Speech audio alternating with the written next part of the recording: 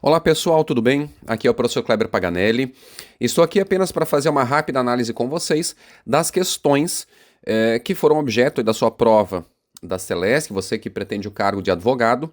Eu vou analisar com vocês rapidamente as questões que foram objeto das minhas 3 disciplinas, começando com Direito Constitucional, depois Processo do Trabalho e, por fim, Direito do Trabalho. Bom, eu olhei a prova, me parece que realmente não tinha possibilidade de recursos. Fiquei surpreso positivamente com o gabarito que ele já traz comentado, então vocês já analisaram as respostas, o que vocês acertaram, o que possivelmente podem ter errado. E aí eu vejo, por exemplo, logo na primeira questão, 41, controle de constitucionalidade já na veia. Tínhamos falado, eu chamei a atenção de vocês, inclusive no aulão.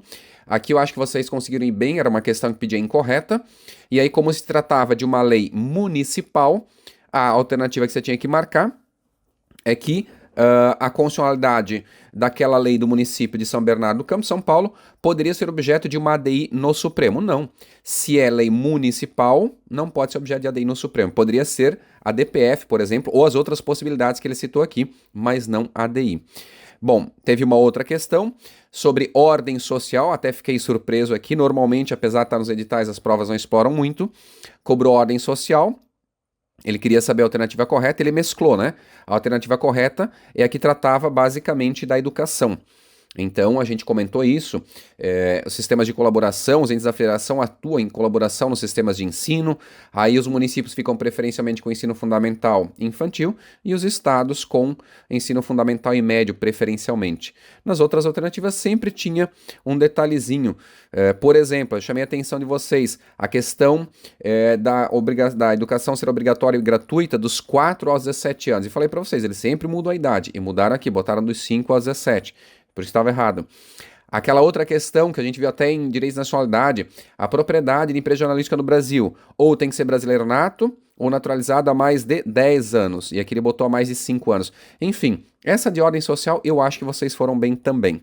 Bom, outra questão, também falamos em sala, chamei a atenção de vocês, competência privativa da União, artigo 22. Na verdade, ele queria saber aqui o que não era competência privativa.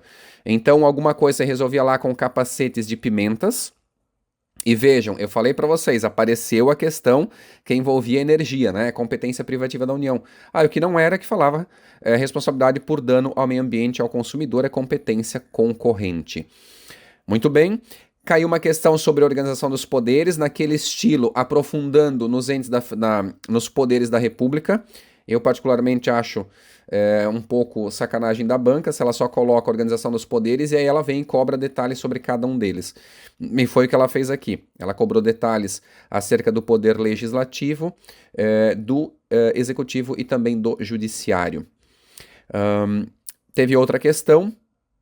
Ah, não, constitucional. Não, teve mais uma de constitucional aqui, deixa eu ver. Não, foi isso. Constitucional era isso. Eu acho que foi tranquilo. Ordem social, controle de constitucionalidade. A única que eu acho que fugiu um pouco do que se esperava era essa dos poderes aqui, tá? Muito bem. Em direito processual do trabalho.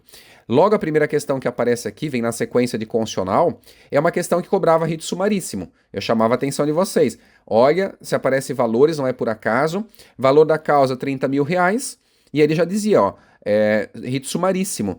Então aqui, a resposta de fato, no sumaríssimo, as partes serão notificadas para a audiência de instrução e julgamento, que será realizada no prazo de 15 dias, então o juiz teria que resolver no prazo de 15 dias. Muito bem. A letra A tem uma pegadinha aqui, quando fala que no sumaríssimo a sentença deve ser proferida em 5 dias. Não, em audiência deve ser proferida a sentença. E a letra D também foi capciosa, que ele falou que no sumaríssimo o valor da causa não ultrapassa 40 salários mínimos. Isso tá certo. Aí ele diz assim, ó, na data da sentença. Não é na data da sentença, é na data do ajuizamento da ação. Então a primeira questão de processo de trabalho aqui, na prova que eu estou analisando, era sobre sumaríssimo, já era esperado. Outra questão, essa muito fácil, dada, um tema que às vezes o nível é mais elevado, mas recursos no processo de trabalho. Era aquela questão do João, que trabalhou na empresa ABC, ele foi dispensado, ajuizou reclamação em primeiro grau, a questão dizia em primeiro grau, e foi julgada totalmente improcedente, ou seja, ele perdeu tudo. Aí ele quer recorrer ao TRT. O que ele tem que fazer? Recurso ordinário. Óbvio. E qual é o prazo? A gente falou muito disso, 8 dias. Várias alternativas aqui falando, todas elas de recurso ordinário. Uma falando em 5 dias, outra em 10, outra em 5, outra em 8. Aí a questão toda é em 8 dias. Nesse caso, como a questão não falou nada que ele teve justiça gratuita, então ele teria que recolher as custas, mas ele não precisa recolher depósito recursal, conforme nós tínhamos visto. Depósito recursal é só para a empresa quando ela é condenada em pecúnia. Então, uma questão aqui de recursos relativamente tranquila. Muito bem. Outra questão sobre prazos no processo de trabalho. Também achei uma questão tranquila. Era julgar os itens, né? Aí um dos itens falava que a reclamação, ou melhor, a defesa pode ser apresentada no sistema eletrônico até audiência, sim, 847 da CLT, parágrafo único. Aí uma pegadinha aqui, o prazo para interposição de recurso ordinário no rito sumaríssimo, 5 dias. Não, você já tinha respondido lá na anterior que era 8, né? Então aqui você já matava essa também, não é 5, é 8. Prazo de 5 dias só em embargos de declaração, por isso que o item 4 dessa questão estava errado. O item 4 diz embargos de declaração 10 dias, não. São 5 dias. E o item 3 da questão estava certo, embargos, agravo de instrumento, 8 dias. Então, mais uma questão que mesclava. Ele falou em prazos processuais, mas mesclava com o tema recursos também. Acho que foi tranquilo aí para vocês. Muito bem.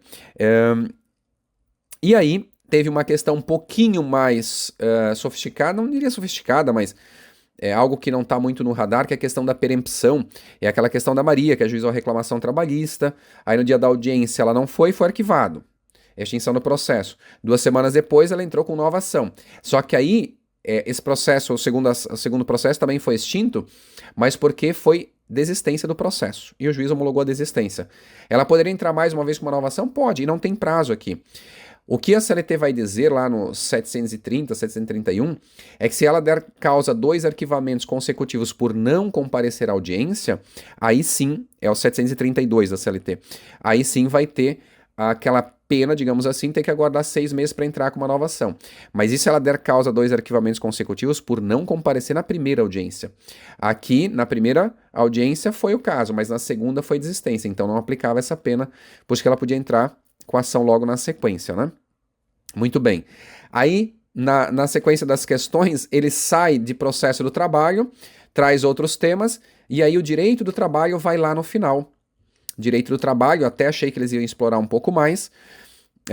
Que cobraram na questão 58 equiparação salarial. Essa questão você tinha que tomar um certo cuidado para analisar os requisitos, diferença de tempo na função e no serviço. Então aqui de fato não havia equiparação porque nenhum dos envolvidos preencheu os requisitos, seja em razão do tempo, ou não era no mesmo estabelecimento, a gente falou disso, tinha que ser no mesmo estabelecimento. Então era uma questão sobre equiparação salarial, já era esperado. Uma questão sobre o tema 1046, essa talvez um pouquinho fora do que a gente imaginava, mas sim, estava no edital, direito coletivo do trabalho. Então tema 1046, negociado, legislado.